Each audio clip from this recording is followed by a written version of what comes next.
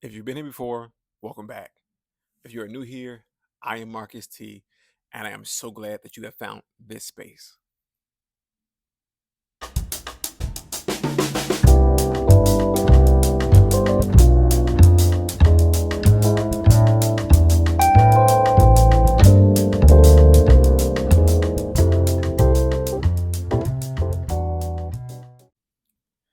Family, friends, visitors, and guests alike, welcome back. Thank you for stopping by. Um, Thank you for taking time out of your day to even click on the video. And even if you get to just this part and skip it, I thank you nonetheless. Um, but today, I want to do something a little different today. A story time, if you will, about something that happened recently to me. And I want to talk about it, I think. Um, Now, to be transparent, I'm I was kind of reluctant to even talk about it publicly like this, but I think that getting this out, and having these type of conversations are important because I'm certain that what I'm going to talk about doesn't only affect me, but affects a lot of other people who look like me. Okay, and I'm going to do my best to get through this story time here. Um, and I'm being really transparent today. Like I said, I don't. I'm reluctant to talk about it, but hey, these type of conversations need to be had. Um, so, without further ado, I guess let's talk about it. So, last week, earlier in the week, I was going to work, um, and my wife and I we work at the same place at the big start of the week. So we were going to work, but this day something we had to do something different. I had to take my truck into to the mechanic, so we took both of our cars. My wife was pulled out first. I pulled out behind her, and as we were pulling out of our complex area where we live, um, I happened to have to I had to adjust my rearview mirror. I don't know why every time I get in the car, the mirror always seems to be shifting around, but I had to adjust the mirror. And as I was adjusting the mirror, I noticed that a car had pulled out behind me. You know, we're on the street. It happens. But as I'm looking, I'm noticing or feeling rather something that's slightly off with this one here a little bit. And I got a good lead on him a little bit.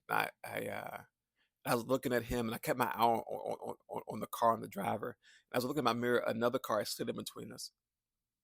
And the car that pulled out behind me um, was playing peekaboo with the car that had slid in between.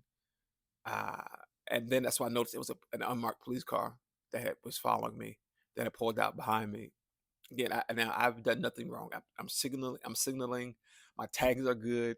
My lights work on my car. I'm not speeding. I'm obeying the traffic laws or whatever you want to call them, rules of the road, so on and so forth. But as he's playing peekaboo, it kind of piqued me. It kind of piqued my interest a little bit. Like why is he playing peekaboo with the car that's in front of him? Um, you might remember this is an unmarked police car. It's not a standard police car. I know this is an unmarked police car because as I look in one of my mirrors, I see his lights in his grill. Um, so okay, I'm driving and I'm keeping my eye on him because I'm wondering why he pulled up behind me, but still hasn't pulled me over yet. If that's the case, I'm preparing to get pulled over, so on and so forth. Um, but we're going down the road, a little ways down, and the car that had slid between us had turned off. So I'm going through an intersection where it's a two-lane intersection, and I got to the first light, which was green, and the second light I went to a yellow light. By the time I got to the intersection, the light had turned red. I looked at my mirror and the police car had accelerated through the red light and he was behind me still. And this was a good while he's been behind me. And now I'm concerned because he's not only been following me since I left my where I live, but now he's running a red light to stay behind me. As I'm looking in my mirror, keep my eye on him because again I'm preparing to, for what can happen. Why is he following me? So much stuff's going through my head. And I'm like, okay, maybe he's running my tags. He may try to pull me up for something. I don't know what I've done wrong. I'm planning in my head, okay, he's been behind me for X amount of time. Why hasn't he pulled me over yet? So I'm keeping my eye on him in my mirror, and I'm looking at him, and I see him reaching for some stuff. I don't know what it is, but at this point, everything in my body tenses up. The fear sets in. Um, we know this happens all too often that a basic traffic stop can turn left in many ways. Now, although I've done nothing wrong, I know the world we live in today. I know the world we live in today. So I'm preparing myself to deal with this here, but my mind always goes to if I get pulled over. Um, Now my registration is always in my glove box, and there's a cubby hole right behind my steering wheel, on the left side of it, where I slide my wallet at, so I don't have to reach in my pocket for nothing. If at any chance I get pulled over, I don't have to reach for anything. However, me being disabled, having to use a walker out in public, if there's ever a situation where I have to get out of the car, I have to then reach for the walker in the back of the car, right? So my mind goes to all these things every time I come out the house. So this day is heightened because this police officer, unmarked police officer, has been behind me for some time. Now he's been behind me, playing peekaboo, and he's running this red light to stay on me. I'm tensed up to the point where I don't know what's going to happen if he does pull me over because he's done these things here that don't make sense to me. And now he's reaching for something, so now I'm even more concerned. I'm even more worried. At the time, but by the time I got to that yellow light, my wife calls me, asks me, "Did I run the red light?" I explained to her that no, I didn't run the light. It was yellow when I went through it. However, it turned red as I'm in the intersection. The car behind me pulls out and accelerates through the light. She notices it too. She noticed that the car was behind me because she had called me the first time. I don't have my Bluetooth in. My headphones aren't in. I'm not hands free. I can't keep touching the phone because there's a police officer behind me. So maybe that's the way it's supposed. Maybe he saw that. But she goes through. She's far ahead of me. She has to stay on the phone with me. I said, no, I want to keep I want my focus to be here. I don't want to have to worry about the conversation back and forth. I'm trying to focus on what he's going to do. I prepare myself mentally for what may or may not happen. Um, but so we're going down the road, and I'm going. He's still behind me. Right? He speeds up, then backs off. He speeds up, backs off, speeds up, back off, speeds up, back off. He does this for a while, and now I'm getting more tense because he's still there. Um, I'm obeying every traffic law possible that I know to obey. All these things are happening, and I'm like, okay, why is he still behind me? So I come up on another light on the intersection on the main road, and I stop at this yellow light, and he creeps. He starts to slow down like 3 car lengths behind me, and he creeps up on me and he gets in that space there, and he turns off around me. Once the light turned green, I made the left, and he just kept going straight through. But he followed me from my home through them. I know the coincidence says, well, maybe he's been going the same way the entire time. History says something different, right? Reality says something completely different. Um, Whether I was profiled, whether he was following me for a reason, I don't really know. However, the fear was just as real. Um, so I get to where my wife was stopped at a Starbucks get something. I pulled up in the Starbucks parking lot, and I just had to compose myself enough to just let me get to the work site so I can get there. We can get to work, whatever. And I get to the work site, and I even had to separate myself a little bit to compose myself. But the energy was completely off. It was off. That whole morning it was off. I had to have a conversation with my with our boss, and look, I'm sorry, this happened here, and gracefully my boss understood it, because like I said, this happens too often, and my fear is what happens if that traffic stop happens and it doesn't go the way that it's supposed to go. I get an aggressive person there. Now, I'm not saying that every person who wears uniform or badge is what you call a rotten apple. We know this, this conversation is held back and forth all the time. What I'm saying is, as a black man in America,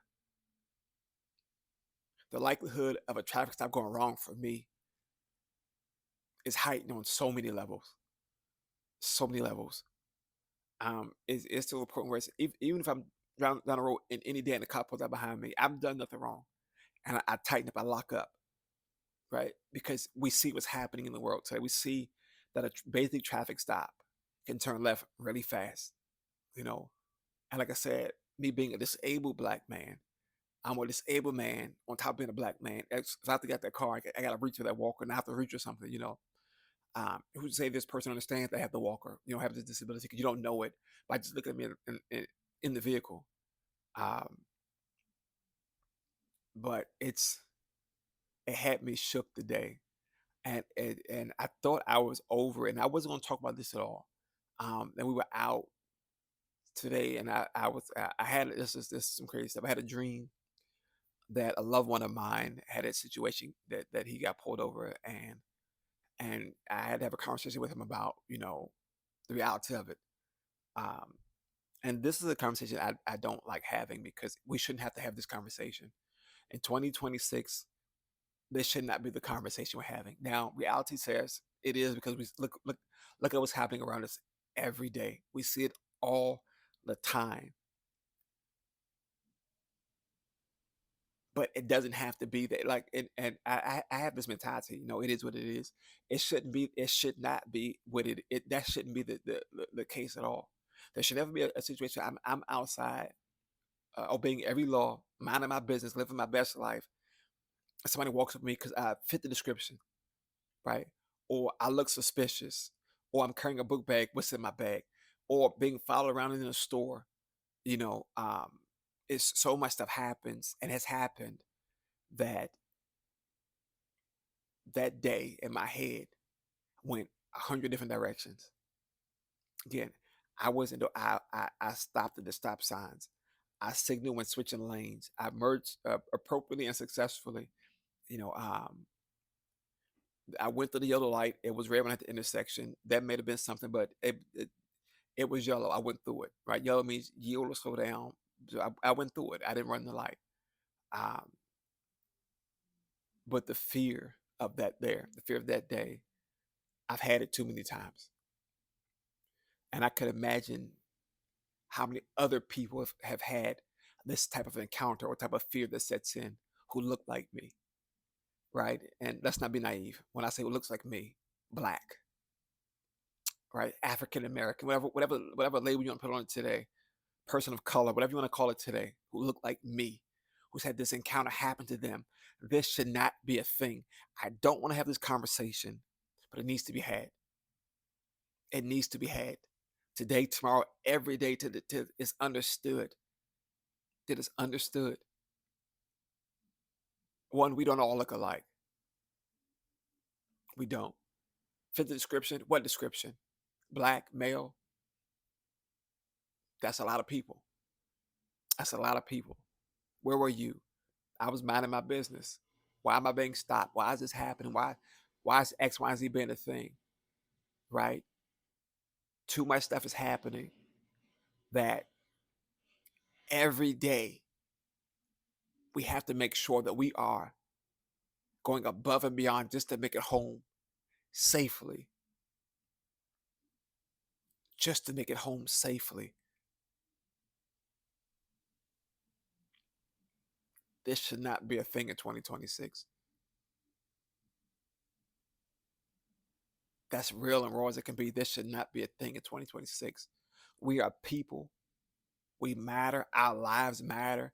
And I'm not just talking about the chant or the mantra or the motto that's become Black Lives Matter. No, our lives as human beings matter. I'm not just black. I'm human. I'm not just black. I'm a husband. I'm not just black. I'm a son. I'm a godfather. I'm an uncle. I'm a nephew. I'm not just black. I am a person, a human being, a U.S. citizen. That weight should mean something.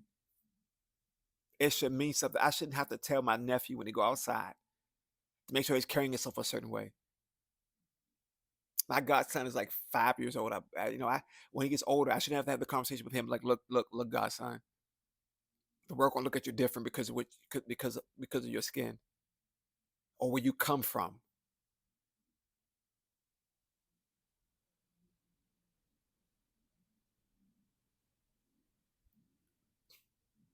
It leaves you speechless that we're still dealing with this stupid stuff, the ignorance of it all in 2026.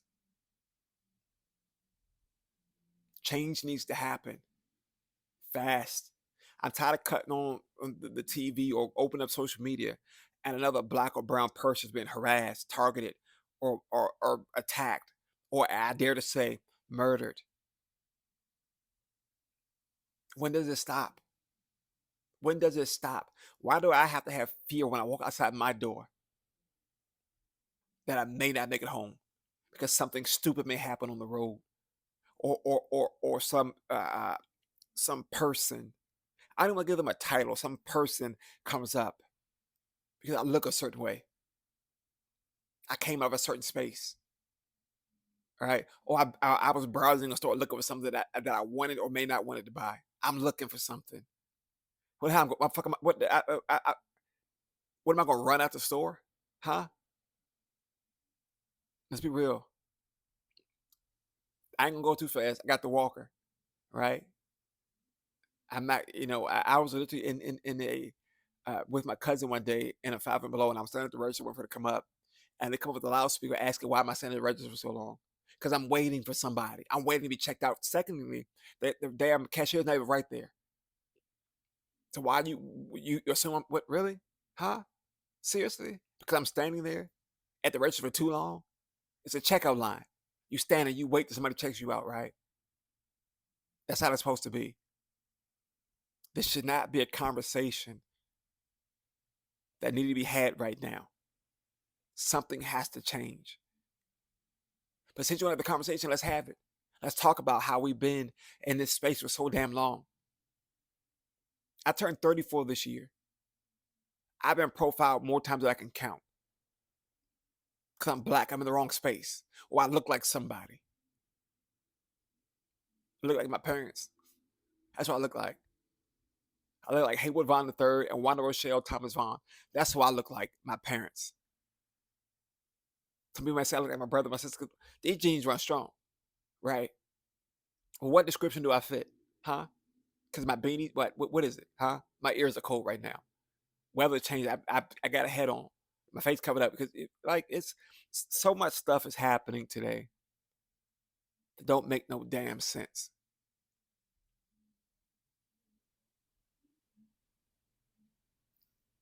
Needless to say,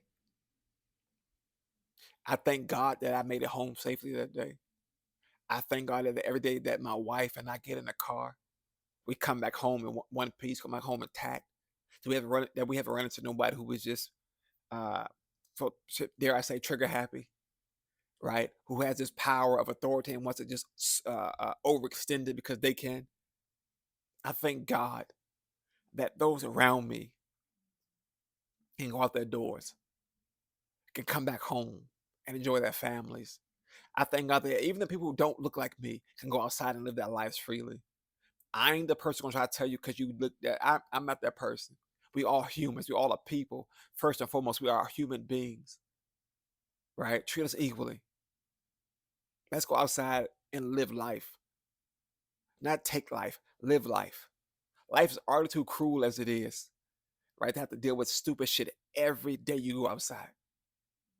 Every day you go outside. I don't want to get on here and talk about this stuff here. I want to talk about my poetry. I want to talk about, the me overcoming and dealing with this diagnosis, and then to come on here and have to do this here. It baffles me that this is the conversation that's still being had in 2026. Something has to change, and if not with us, then with who? Right?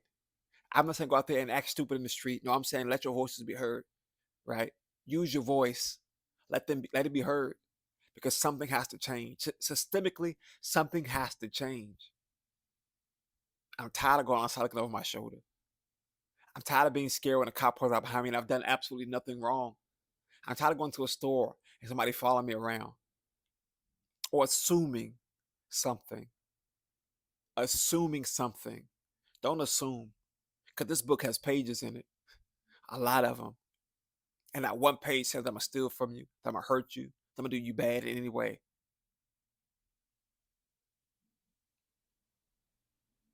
It has to change. Like I told you, fam, if you made it this far, I thank you. I just ask one thing of you guys. Use your voices. Let your voice be heard. Let's evoke change. Let's evoke change. As always, guys, I never say goodbye. So I'll see y'all next time. Peace.